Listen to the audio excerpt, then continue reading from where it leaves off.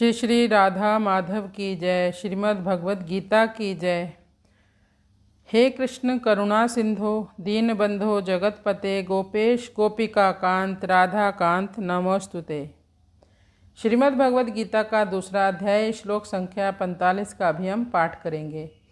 त्रैगुण्य विषय वेदा निस्त्रय गुण्यो भवार्जुन निर्द्वंद्वो नित्य सत्वस्थो निर्योगक्षेम आत्मवान। त्रैगुण्य विषय वेदा निस्त्रय गुण्यो भवार्जुन निर्द्वंद्वो नित्य सत्वस्थो निर्योगक्षेम आत्मवान।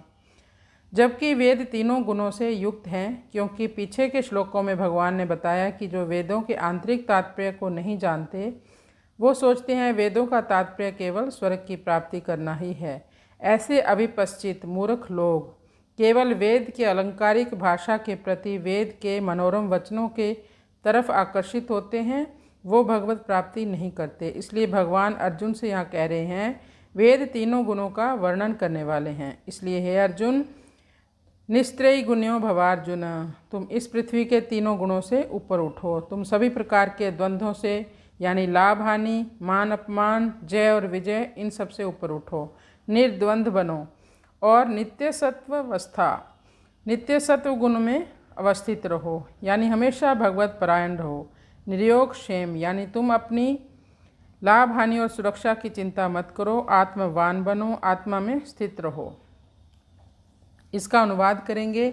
वेद मुख्यतः तीन गुणों का ही वर्णन करने वाले हैं। हे अर्जुन, तुम तीनों गुणों से अतीत हो जाओ, यानी ऊपर उठो।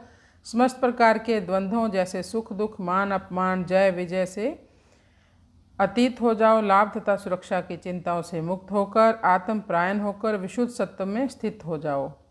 निर्द्वंद्व के बारे में हम जानेंगे। इसका भाव क्या है। वास्तव में जड़ चेतन, सत असत, नित्य अनित्य, नाशवान अविनाशी आदि का भेद भी द्वंद्व है।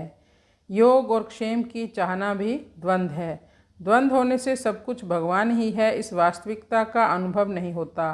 कारण कि जब सब कुछ भगवान ही है तो फिर जड़ चेतन आदि का द्वंद्व कैसे रह सकता है।